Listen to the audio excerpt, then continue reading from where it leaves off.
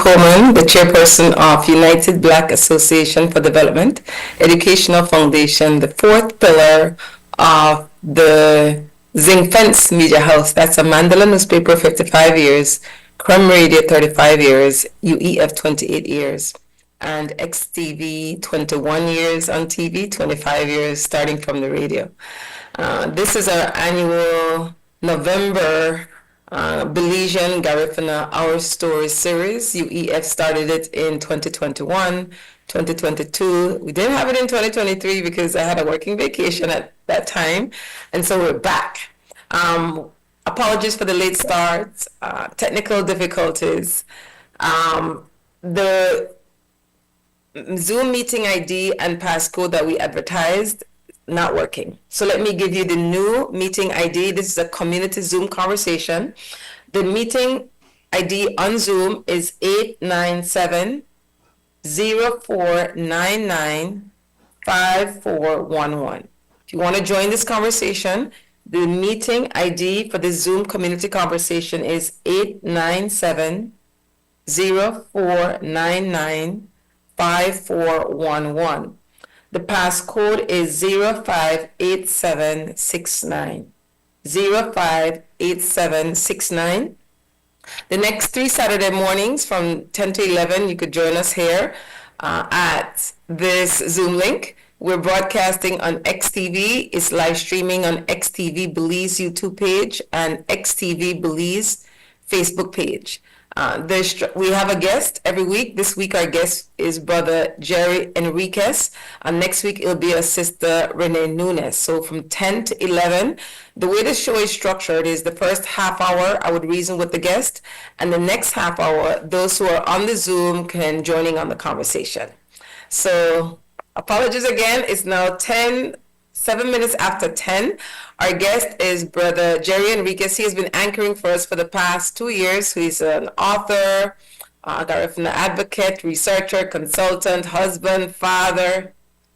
You know Jerry, that you know, staying that know. Brother Jerry Enriquez, good morning and welcome to Belizean Garifuna Ourstories by UBAD Educational Foundation. Good morning, YaYa. Always a pleasure to be here. Always feeling a part of the UEF family also, so I'm grateful. Thanks for inviting me. Looking forward to the conversation. Good, thanks, brother. Why is UEF having these conversations? Clearly, the name of the organization is United Black Association for Development, our parent organization, 1969-1974 cultural political party, first homegrown Black organization, aware of ourselves as African descendants, racialized as Black people. So we business are Black people business. In Belize, the two identifiable Black groups are known as the Creoles and the Garifunas.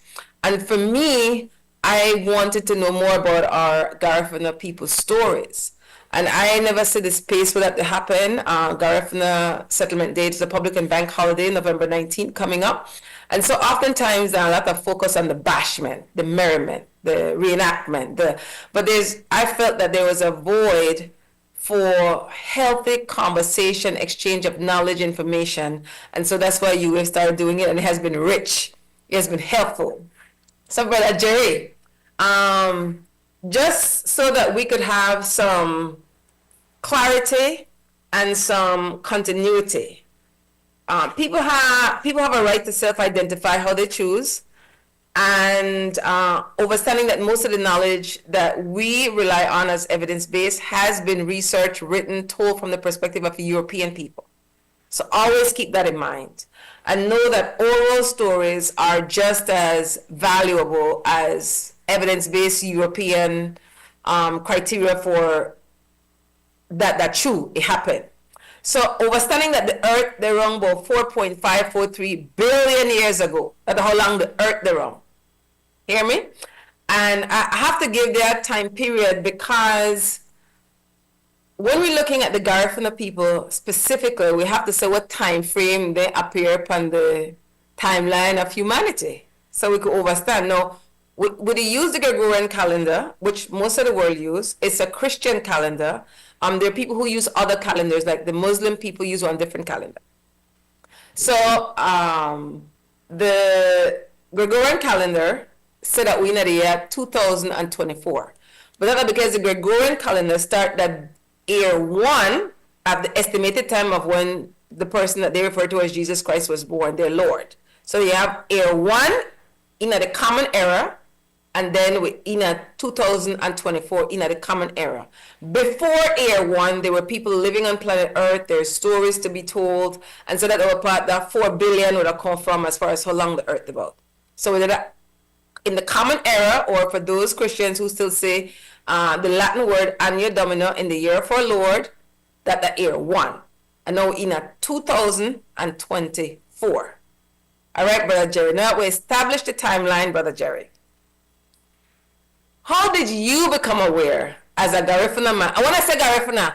Your mom para Garifuna, your granny and grandpa Garifuna. Make we establish clearly, Jerry. You're 100% Garifuna. That's how you identify yourself, Brother Jerry? But of course, my mother and father are Garifuna. My grandfather and grandmother is from both sides of Garifuna. My great-grandfather and great-grandmothers are Garifuna. And as far up the line, as far as I traced my roots, it's all Garifuna.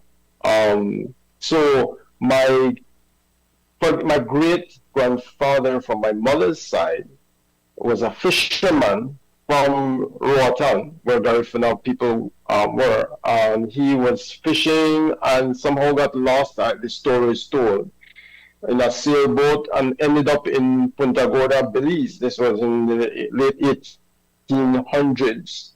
And in PG, he found a Garifuna woman, Victoriana Arana, and got married. So that great-grandfather of mine left behind other siblings in Roatan, the Castro family. His name was Leon Castro. And so he got married in PG and then had children, one of whom was my grandfather, John Castro. And Leon Castro, a very fascinating story, also showing the seafaring nature of Garifuna men at the time. From Roatan to Honduras by sailboat with one man is quite a feat. And if he had not survived, my story would have been different. So just to show that we are all part, everything that our ancestors did, everything that our ancestors were is embedded in each of us. We are part of this, the fruits of the seeds of our ancestors. So Leon Castro, there's the story that when the police in PG at the time asked him, well, suddenly they found a strange man in PG who could not speak English, and he was asked, how are you here? And he tried to explain that he escaped from Roatan, whatever he was escaping from. And so in PG, he got the name Seket because he was saying, I Seket from Roatan. So he was well known as Seket, a very popular fisherman. On my father's side, my grandfather, his father was a woodcutter, also a fisherman. Like wood cutting was part of Garifuna employment at the time. So he was a woodcutter, and but he died at an early age when my grandfather was 12. So my grandfather was raised by his uncle, Antonio Enriquez, my grandfather, Andres Patricio Enriquez, very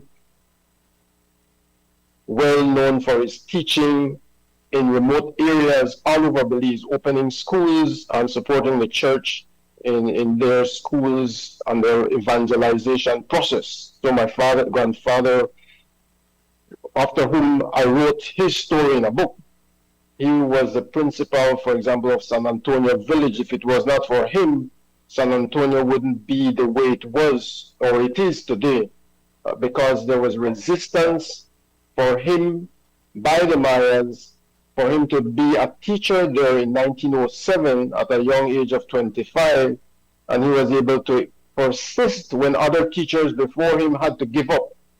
He persisted to have the school open, and that was a stabilizing force for people that were otherwise nomadic. So by having the school there and his insistence and and advocating for them to go to school and all that, that stabilized the village to what it was today. And 28 years of service to San Antonio Village, which made him the longest serving principal of that village. So my father grew up in San Antonio. He learned to speak Maya. Because my grandfather was also teaching in Progreso Village, my family learned, my father and his siblings learned Spanish. They spoke Quechua, they spoke Garifuna, so that experience is documented in the book. And then on my father's side now, and my grandmother from my father's side was a traditional healer, a midwife. I was delivered into this world, ushered into this world by her as the midwife when my mother was giving birth to her firstborn. My father was also a teacher. He served in Caledonia Village, in Marin Creek, in San Antonio, and other schools around the country. But what was most, what I deeply appreciate in all the sacrifices of my ancestors, when I was a 1-year-old child, my father was married also just before. He was teaching in Caledonia Village. The priest wanted to transfer him from Caledonia in Corozal district to another more remote village. And he was pleading to the priest to stay that transfer because he's just starting a young family and he wanted some measure of understanding to say, here am I with my young wife, a young 1-year-old in this already remote village, just already for a short time. Why will you? And it was expected in those days that wherever the priest transfers a teacher, he must go and take all the expenses. The burden of expenses is on the teacher, who is already sacrificing with a low salary. And when my father continued to plead and the priest did not listen, he made a very courageous, risky decision of just quitting the teaching profession and packed his bags with his family and relocated to PG. Not clear what else he's going to do because the job opportunities for Garifuna people in those days was very limited to teaching. He applied for government jobs in those days.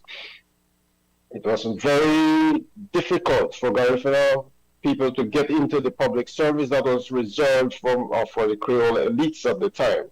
And so he had to pursue some kind of self-sustainable kind of work. He became a photographer. He worked a little bit with an insurance company. And through those years, he had to struggle to take care of his family of 7 children just because he resisted.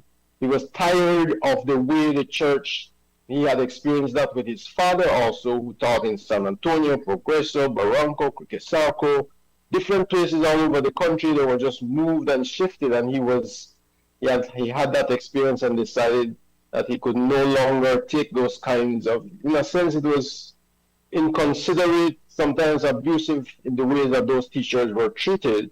And so I understand his decision and the sacrifices for him to be able to make that decision in the way I benefited because it became my personal tutor at home. He still had teaching experience, and so I went through school with a little effort actually because of those foundations.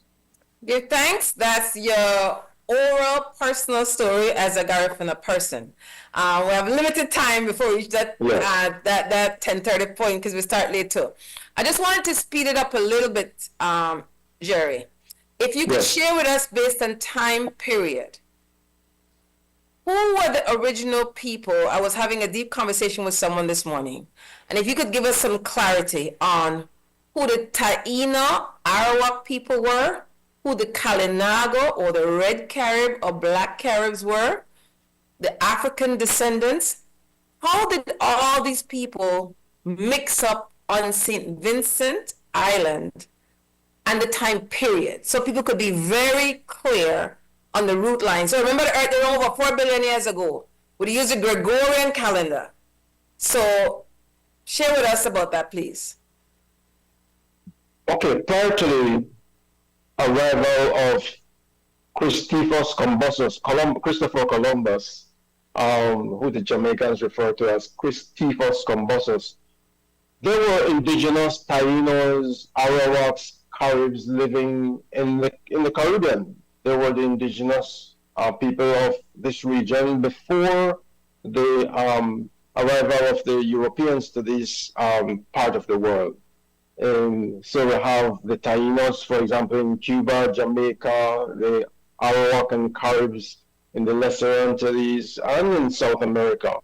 Those were the people living in the way that they live as indigenous people. When Columbus came, shortly thereafter, we know of the attempts to enslave them, to brutalize them, oppress them, and many were decimated through that contact by diseases, and perhaps there was also a pandemic. There were attempts to enslave them, to find gold in some parts of Central America. There were attempts to utilize them for forced labor, but they could not take that kind of brutal treatment, and they were decimated by that encounter with the brutal, oppressive Europeans who were coming here to enrich themselves. It was in that context that new sources of labor were considered. And that is when, also around that time, one of the things that is hidden in history is that the Pope sanctioned the enslavement of Africans. That was a sanction through a papal bull for Portuguese and then later the Spaniards to go and actively take out Africans, to go and find Africans to bring to this part of the world. So the experience of Garifuna is part of a larger experience of Africans being, I wouldn't say being brought, they were brutally oppressed, their communities destroyed in their native African communities, I should say, to be brought over to this part of the world. We like to use this general term Africans, but it is also worthwhile to consider that these were leaders, these were scholars, these were builders, these were craftsmen, they had their families, and they were ruthlessly uprooted from their communities and brought over to this part of the world. So, all the Africans had different experiences depending on what part of this world they landed. Those who went to Brazil had a different experience than those who went to Jamaica, had a different experience than those who went to other parts of the Caribbean, had a different experience than those who went to Mexico or to what is now Mexico and what is now the United States. So wherever these Africans were landed, where they landed, the experience became different. In the case of the Garifuna, there is the historical note that a ship of enslaved Africans was wrecked by some storm off the island of Bequia, and then they moved to St. Vincent, where they met indigenous red Caribs on that island, and they were able to carve a new culture emerged from their interaction with these indigenous Caribs.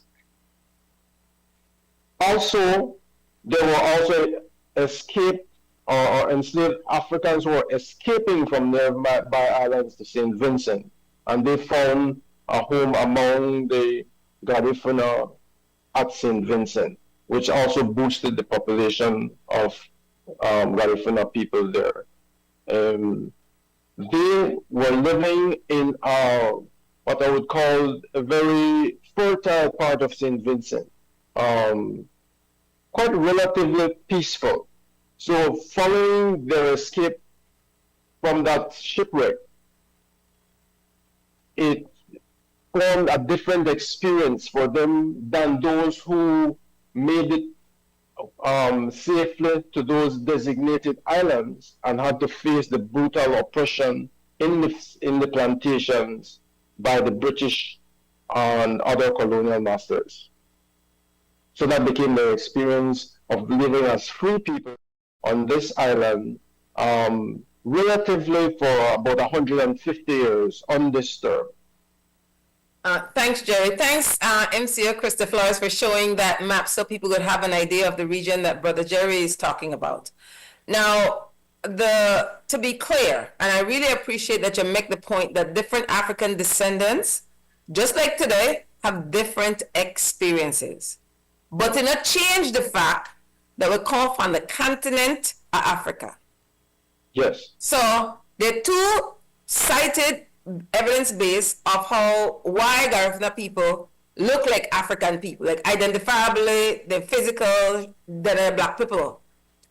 One, their ancestors were in enslavement status, kidnapped, and remember, and I really appreciate that you make the point, besides the humanity of they come from different nations, or they can be Congo, they can be Igbo, and so they came with their value system, African spirituality, specialization, knowledge of community. They were always human beings, and they know who they. So regardless of what enslaved Europeans primarily did and said and wrote about them not being human beings, they may always know they're not human beings. So when they were kidnapped and ripped away from their communities, they were in enslavement status. You never had to dip on a plantation or did a Belize do extraction of mahogany without pay for being in an enslavement status. You were not free. When your people come from the continent, you're never free. No. One, they say, one enslaved vessel, rightly so, African people mutinied and ran that vessel aground. And so that's it there. That to my knowledge, one vessel, I think that's 1635, that time period, I say, that the whole then get us St. Vincent. Then you had other people who were in enslaved status from surrounding Caribbean territories who gone the same. So that is storyline of black people, what we know. Now the reason why Garifuna people identify as indigenous, that because of primarily the language from the mix up with the indigenous people. But somebody then put one question, and we're gonna get back to it, that Ivan Van certain my theory, and trust me when I tell you, me and Jerry have been conversations for many moons. So, Brother Jerry, we're gonna get to it. That theory has been debunked. But anyway, we're gonna get to it. Can you please address the only reason why Garifuna people could claim indigeneity, but they're not in their indigenousness, that because of the language. How do I get to the language? Well, it's not only the language. They adopted some of the values and some of the cultural traits of the indigenous people in St. Vincent who they met. So that's fair. That's fair. Yeah. So that is fair. What was your question then? So I wanted to I want to be clear on. Mm-hmm. Garifuna people, and people have a right to self-identify. Historically, and you're a researcher, people are identified based on their landmass, then culture, blah, blah, blah. Garifuna people, looking at you can't, I think if Garifuna people never look how they look, they probably wouldn't say they're African people. Because they claim that, at least what I say, they claim their indigenousness more so than their Africanness. Unlike OFRANE, the Black Fraternal Organization of Honduras, they lead with for them blackness. The Garifunas that Belize, at least for everything what I say here, they don't lead with them, like UEF, lead with Fui blackness. They lead with the indigenousness. And then the only reason they could claim the indigenousness that because they mix up with indigenous people like you just shared. And then they get all the other ways of life that ever under the language. That was a correction on my part, and I humble myself to that. So I'm going to want to explain to them, because now the Garifuna language, you have one female, male, difference in the Garifuna language, and that come from the indigenous part of the Garifuna experience. So if we could touch upon that, that done 10:30 already, and then we're going to answer that question what don't pop up. Well, historically there was the male and female spoke differently because of the Arawak and the Carib part of their ancestry. But nowadays there's no separation between male and female, apart from a few words that still distinguish the male and female part of the language, mainly because many of the children were raised by the mothers, and so the mother language holds. So while the father was out fishing or farming or jobbing out, then the children were with the mothers, and so the language has become unified in such that there's not a distinct feminine and masculine way to speak. That is no longer the case, except for very few words within the language. Good. We set the stage, and I don't hype already. I couldn't even sleep last night. I'm so excited about this conversation. I saw one of my brother in the room. We have a number of people in the room, and I thank you for come. But one, I never expected. I really have to say, I know I call your name from Barranco. You know who are talk about. So I done put up and it's fair question. There's a theory from Ivan Van Sertima's book, They Came Before Columbus, that African people from the continent of Africa on a certain current compound, that are one. Two, people also look on the Olmec statues and say, then I'm an African people, then come before Columbus. I try my best to create one space to have evidence-based conversation. You could have theories, and then time go by, and the theories are tested. Remember now, these are primarily European people. Many of them are racist, biased, and their funders, the people who pay for the research, they're not paying for say what they don't want to say sometimes. So I'm not just to buy everything for clean and sink. I make you just say that. Okay, Jerry, please respond to the out of the Ivan Van Sertima theory that they came before Columbus. According to other scholarly reviews, that theory has been debunked because first, it was claimed that there is no evidence that the ship that traveled from Mali to this part of the world specifically landed in the Caribbean for that group of people to emerge from St. Vincent. There's no evidence stated on that. And there's also some African scholars who reviewed Van Sertima's work and mentioned that even if that trip occurred, they were most likely to land in Brazil. But overall, no one returned from that trip to say that they did arrive. No one returned to say, there was not a return from that expedition to report to say this happened, we did arrive to this new place, there was nothing like that in the evidence. So there's still the jury out to find out exactly. So in a sense, Ivan Van Sertima made his own theories, is what the other researchers are saying, and there's no evidence, there's nothing, no writing discovered, nothing to say there's this expedition that went and it returned, and here's the report. It might be that this expedition went, and we don't know what happened. Did they make it? Did they arrive anywhere? Were they lost at sea? Was there a ship? We don't know. So that is why, while that is a very appealing narrative, there is no evidence, according to so many other scholars. Okay, I'll open up for the other people in the room if they want to join in.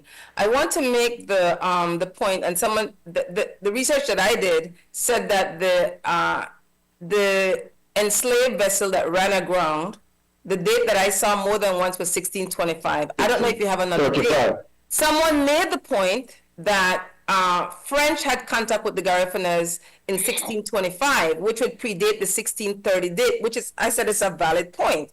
Remember, we're not having these conversations to be, that's why we have these reasonings, to find out what is accurate, because we don't usually have these conversations publicly, much less privately. Do you have can you respond to that? And then if there are other people, this other party community could join in, you could raise your hand and we'll give you the mic, make you say what you want to say. That's what the next half an hour about. Community reasoning. Go ahead, Brother Jerry. Okay, I've seen 1635, I've seen 1675, and there's even a suggestion by Nancy Gonzalez in her book Ethnogenesis of Garifuna to have an earlier date, like the late 1500s. So there's a variation there, but there is no so you have those three variations, and I'm saying that the fact is, though, that these persons came at a certain point in time from Africa and found themselves on the island of St. Vincent. That is the established fact. The date as to when, the various dates that I've seen. The people in the room, could raise their hand and join the conversation, and I'll have to join the conversation via the chat group. The point the person is making, which I think is a valid point, is that if we're saying that they came before Columbus, that there's no evidence to show that African people came in this region before Columbus, if there's no evidence of that, and at the same time, we cannot give a specific date on when African people came, then how can we say that they didn't come before Columbus? I'm not saying I have the answer. I'm saying it's a question. I could pose this question also. The three dates that we have are within the time period when the human trafficking occurred. So the other date with Ivan van Sertima, as many scholars are saying, there's no evidence that is clearly shown beyond the theory that he has presented. So whether it is the late 1500s, whether it is 1635, whether it's 1675, it's within that period of the human trafficking from Africa. And to talk about the French a little bit, just to mention a little bit about the French, there were attempts by the French. There's one in 1719. There was a military expedition that the French organized along with some Red Caribs to try to invade the Garinago in that part of St. Vincent. But the Garinago prevailed and allowed the French to stay and establish their farms on the west coast in the area where the Red Caribs lived. So there were early attempts by the French to dominate, but they lost, and therefore they were allowed to coexist in St. Vincent. And after that, St. Vincent became a neutral island. So although there were French there between 1719 and 1764, when the British took over St. Vincent, a few French farmers remained there, and it was an island that did not belong to the French or the British at the time. Oh, good. We have community participation. Go ahead, brother. I want to see your hand raised. You got a mic. Put your camera up for me, please. I want to see you. It's community participation. Happy to see you guys. Hi, Jerry. Good to see you. On this matter, I think you've established the fact that indeed the Garifuna hybrid of Black people, Africans, and indigenous peoples, First Peoples, interacted in Urume, in St. Vincent. I am not I'll make a disclaimer, I am not a historian and have not spent too much time digging into those kinds of literature. But I remember some years ago reading Kirby, he's a historian from St. Vincent, and he said that for as amazing as the shipwreck theory may sound, there is evidence, and again, I don't know the exact date and what have you. Right? Perhaps those who could find the Kirby book could review and refresh. refresh our memories. But I think a key point on that story is that, and I think he made the point, is that it was not only black people as slaves who were on the ship or ships. There were those black people who were there to control the black people who were bought and brought over. So indeed, those persons may have been able to survive and quote unquote swim ashore, right? So that theory has not yet been, in my mind, fully debunked. I would appreciate any scholarly work on that. I think would be good. The other fact is that Barbados was established quite early on in the colonial period, and they used to be runaway slaves or stowaway. And it has been shown that the currents, there's a current that goes east-west. So if you take a raft, and this is according to documentation, if you put a floating item in the water in Barbados, which is just due east of Urume, St. Vincent, it would land in St. Vincent. And that explains, according to him, how on the eastern side were what became the Black Caribs, so-called, YaYa Garifuna. And then on the other side, the west side, were those who had preferred to remain, I guess, pure blood Arawak or Caribs, so-called. So I think the point I'm making is that some research would be good into these things to help, and then also to look at what has been documented to refresh our collective memory. Thanks. Good to see you guys. I'm here. And they get yourself with food from Thailand. I don't know if someone will eat, but we give thanks all the way from Barranco. Good for lunch. And I really appreciate that input. I'll give Brother Jerry a chance to respond to say, just like today, African descendants racialized as black people have different experiences.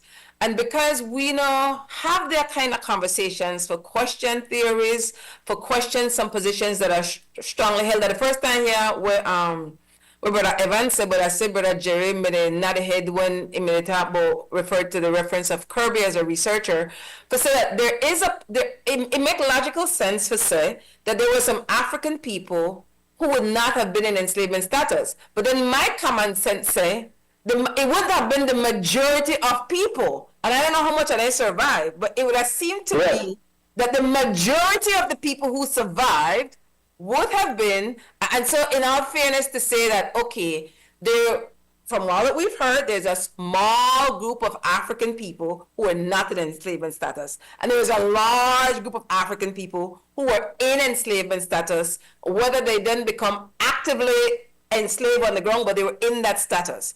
And then, so I just said to the Garifuna people, Ona trace and answer will say, okay, we call for the free, we got a DNA for sure, we call for the free African people, and then we never call for it.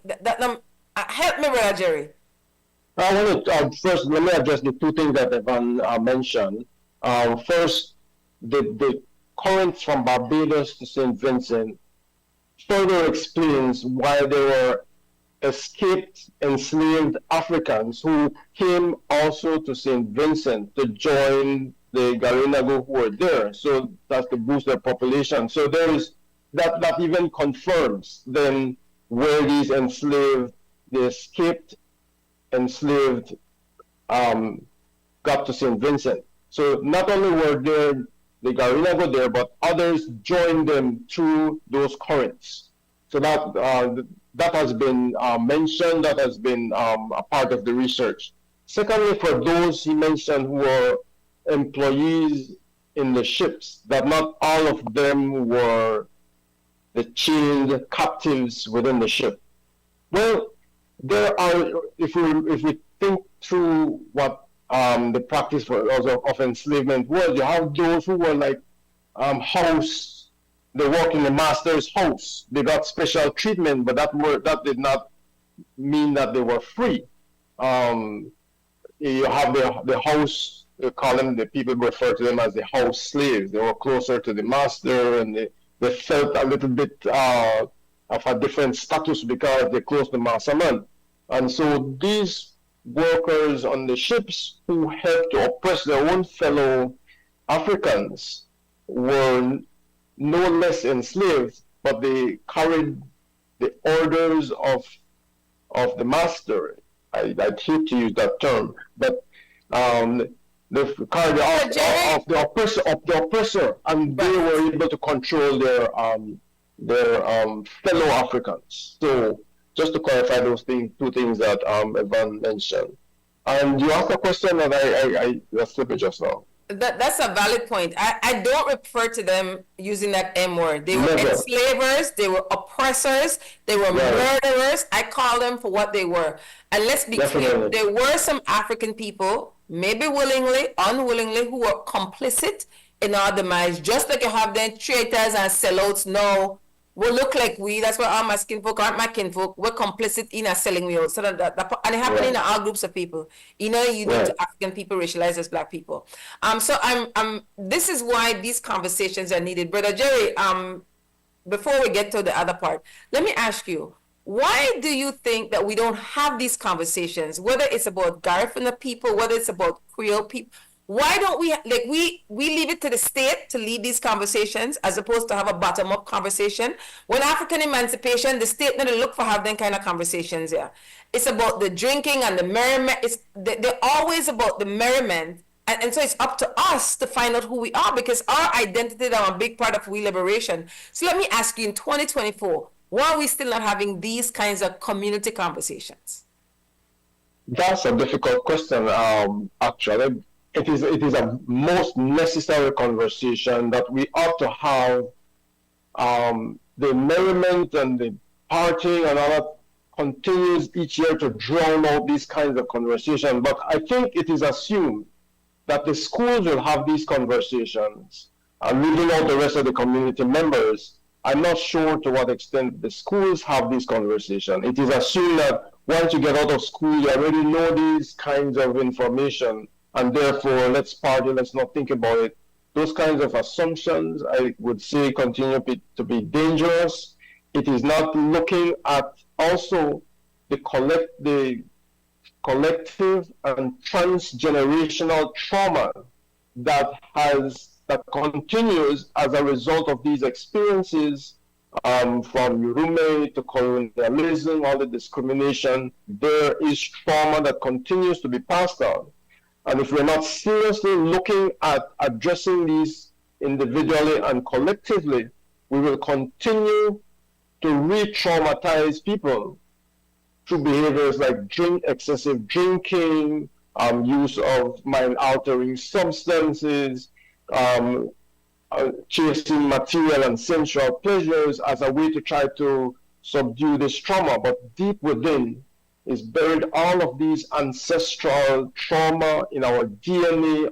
Everything that our ancestors went through is embedded in each of us, in our DNA, in the way our mannerisms, in our values, in how we carry our lives. And to liberate ourselves from those, we have to make very deliberate, conscious effort to be able to free ourselves, our minds first, to heal that. Otherwise, we will participate in passing on these same things to the next generation and the next, right through lifetime after lifetime. So these conversations like these, help to build an understanding, our consciousness, but towards liberating ourselves and not liberating. This liberation has to begin with each of us. And in a sense, we have to be conscious. We must be conscious about these transgenerational trauma. Otherwise, 19th after 19th after 19th, with all the liquor flowing, all the partying, it drowns out these kinds of conversation to uplift all our people to a level in which we are truly connected with ourselves and each other for now and for the future generation.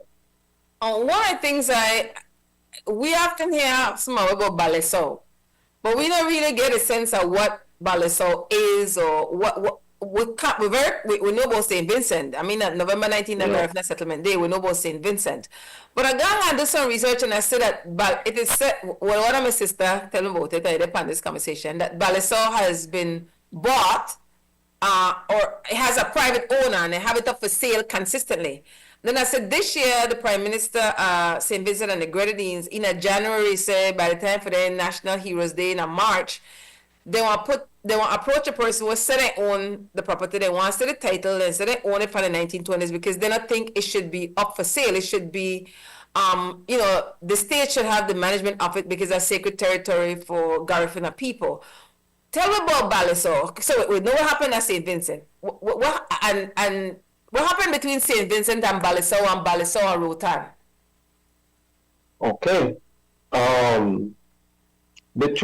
Right after the British Carib War, where the British destroyed Garifuna community, burnt their properties, destroyed their homes and their crops, rounded up about close to 4,500 Garifuna, mostly women and children, after that war, and then took them to this barren island, this barren rock island of Balisau, and just captured them and just left them there, where many of them died. So we had about 4,340, I think it's 4,338, mostly women and children, left there for about 5 to 6 months on that barren rock island.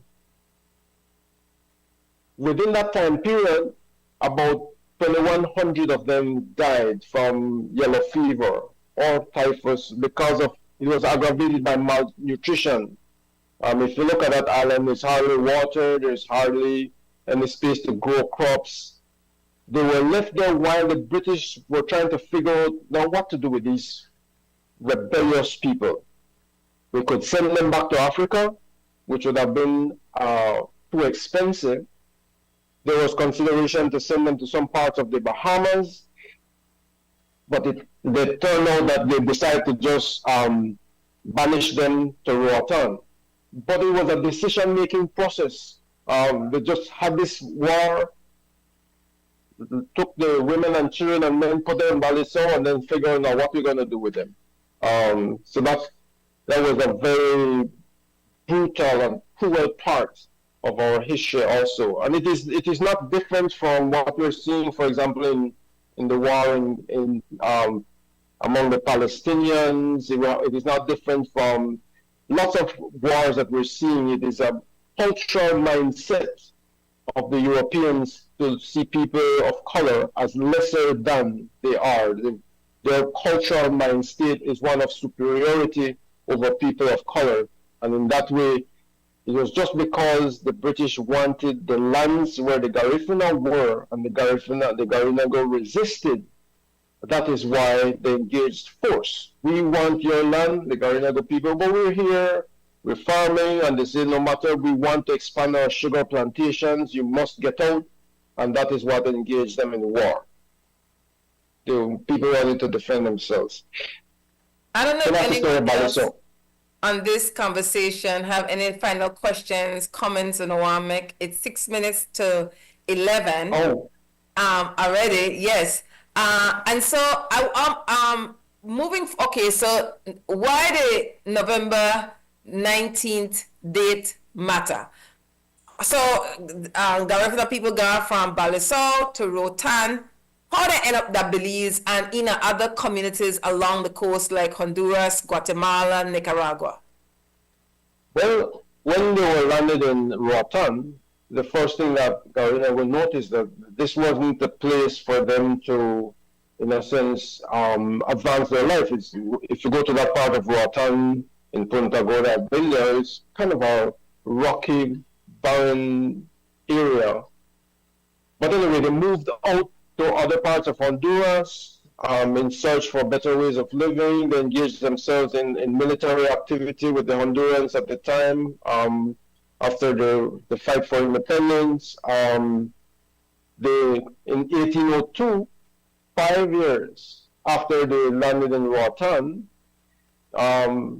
they came to Belize, they were looking for work in the timber industry, and there was a scarcity of labor here in Belize, and they engaged in wood cutting, starting in 1802. And the thing in 1802, though, was that they were not allowed to stay in Belize City, in Belize town at the time.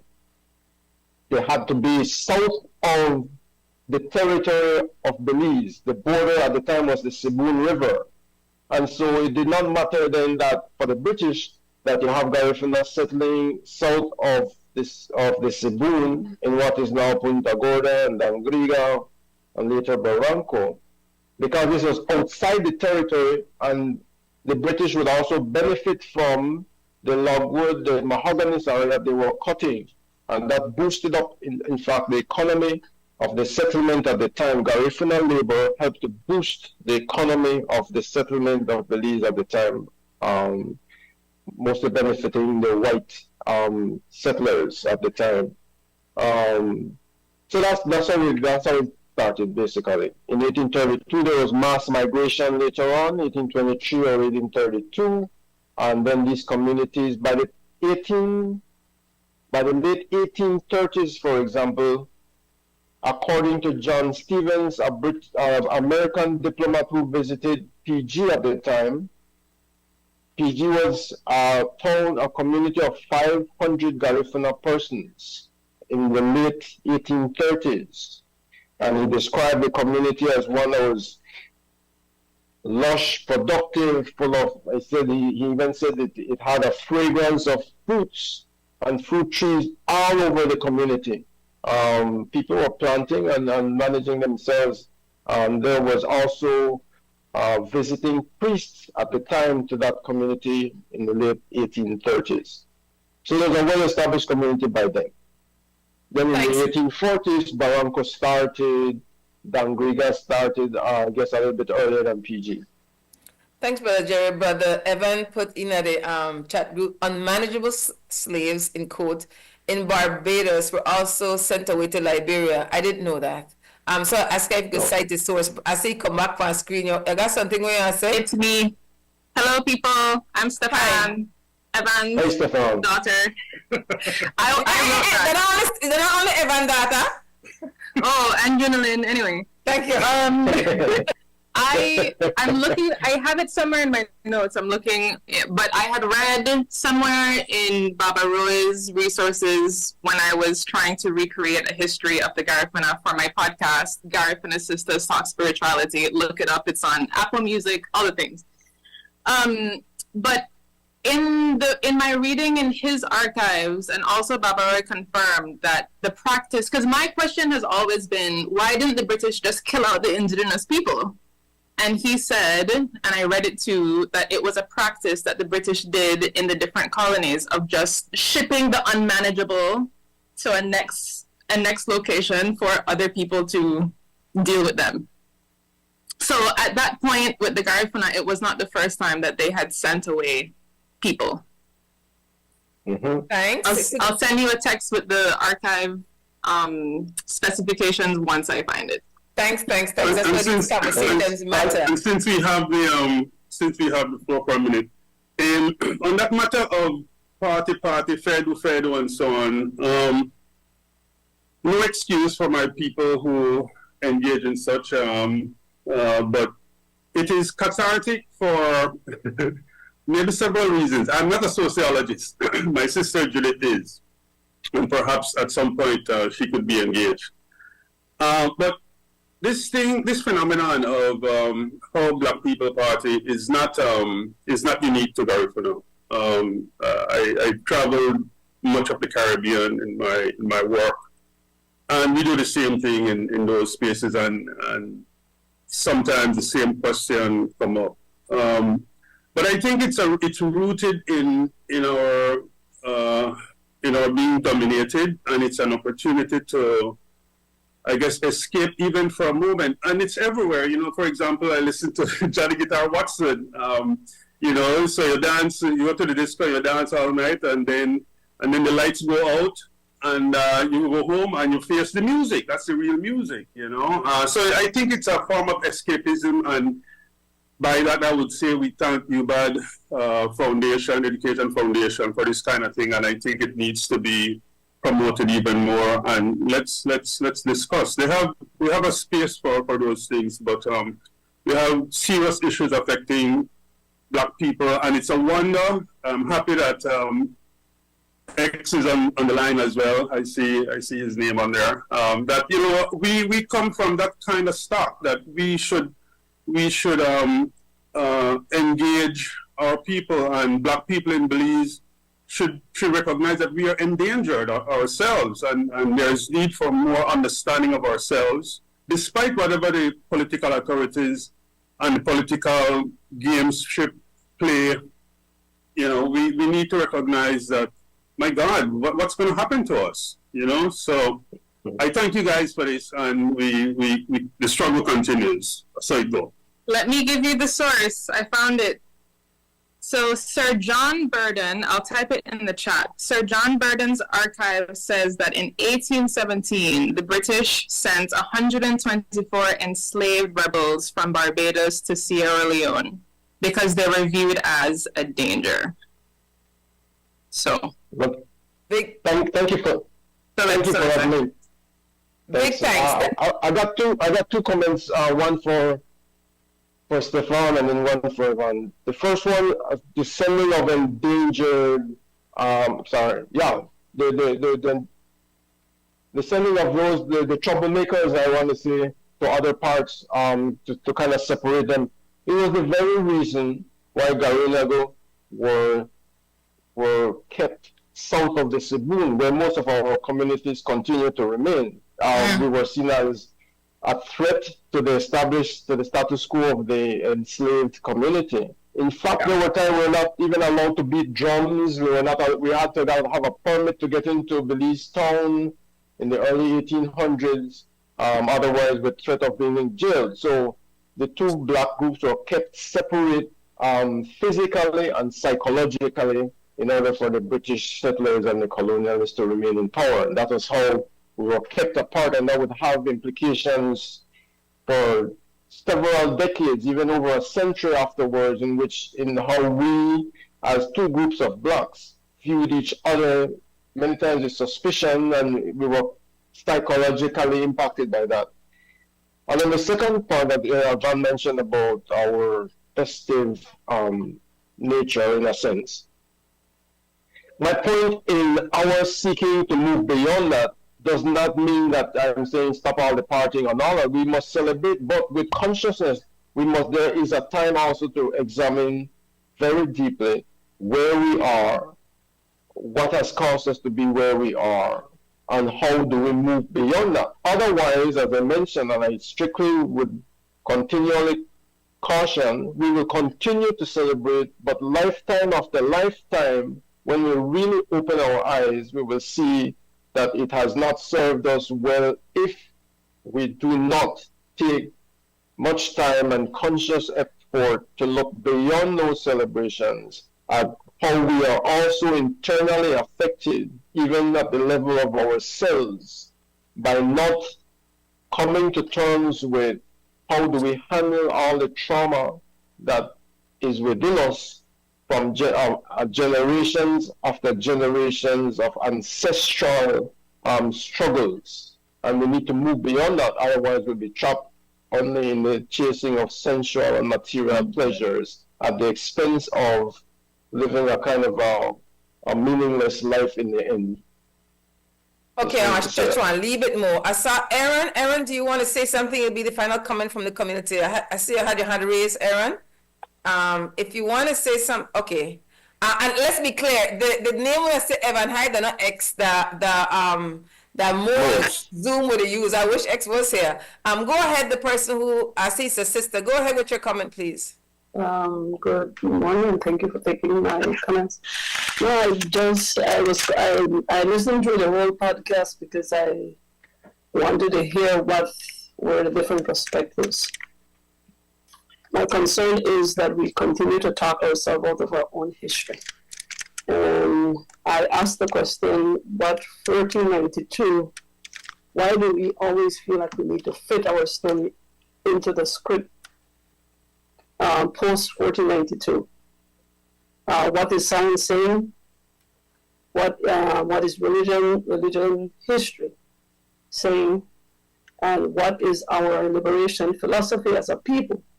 And if we're not asking these questions and how it is that we then try to fit our own story into this specific script, for me is dangerous. We have to go back, and if we are going to really say we are talking about our story, we need to be able to assess our story from our perspectives and why it is that we feel the need to fit our story into this specific timeline. Those are questions I have. I don't know that I have answers for those, but based on my own experiences, I am not willing to fit my story into that timeline. And I think that as we assess how we perceive our own story, we need to question how it is that our own education and miseducation have shaped how we revisit our own stories. For me, I've had the opportunity to have an education, but I've also had the opportunity to have a spiritual experience that shape how it is that I experience both my formal education and my myself as a person. And so I challenge each of us as we look at these stories to question which philosophy we are using to analyze ourselves. What is our liberation philosophy? What is the Eurocentric philosophy, and why it is that we as a people assess our religious experiences or our spiritual experiences through the eyes of Eurocentric philosophy. I challenge us to use science as a basis to question timelines. I like to look at Africa and South America as subparts, and I am the Pangea theory that seems to respond to some of those. And so the movement of people over time outside of science does not, for me, answer the questions that we have about ourselves as a people. And so our challenge then as a group is to use the science that is now available. There's genealogy. We can use that as a basis to which to analyze our own history. And it is one of the things that I feel right now is the greatest tool that we can use. And based on the current genealogical data that is out there, it is true that our history predates the Colombian, the 1492 date. And so we need to look at that data and then say, hey, don't try to fit into the script, but let the data tell the story. And I think that is what I would like to close with. Thanks. That's a major contribution. I wish I had more time for stretch, but we'll come back next Saturday from 10 to 11. Brother Jerry, and give a quick minute for respond to that, and then we have to lock off. Yes, that is an excellent point. Which point? All I could say so far is that we need, is what Sean pointed out to, is that we need more research. This is not a finite thing that we all know the answers. That is why I say we have to take pause each time to go into ourselves. I'm glad that she mentioned her spiritual experience. That is why I mentioned that we have to take time to go into ourselves and to have these conversations to be able to move even beyond science, because science in itself, it has its own limitation also, in terms of figuring that science exists within a certain limitation of being able to derive data. But we need to move beyond that also to be able to find the story about how we got here. So far, the only evidence we've had collectively from the science, from people researching this, is 1492, but the genealogy, of course, established that we are all from, we have roots in Africa. There's genealogical scientific studies.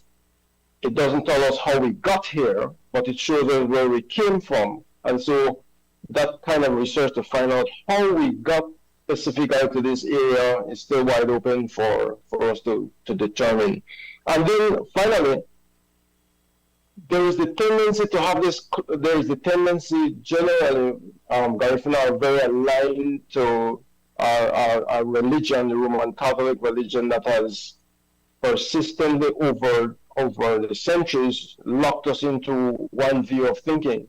We need to also move beyond that to reestablish ourselves with the spirituality that we had that was lost through the dominance of European Christian religion. And so how to reclaim all of these things that we've lost is another challenge that we have. That will help us to find more answers about ourselves. I'll just leave it at that. But excellent interventions. It just show that the story ain't done yet. There's much more work to do, and more conversations like these will get us there. Big thanks, Brother Jerry. And I have to stress the point. Oftentimes when we talk about education, the education, the European education. All we people with colonial papers, that European. So we need to talk about African and indigenous cosmologies and ways of being. We're totally different from what we call education. And then secondly, the one thing for talk African indigenous spirituality, and another thing for live it, because we never get to how Gulisi Primary School get for name Gulisi Primary School. But that's our oral tradition. Next week when we have René Nunes as a guest, it'll be one of the conversations we have. So we've set the framework that we're looking at oral tradition, we're looking at European research, not take just thing line hook and sinker that because that the research that so research is constantly being challenged and new information is being found. What matters is that we keep an open mind.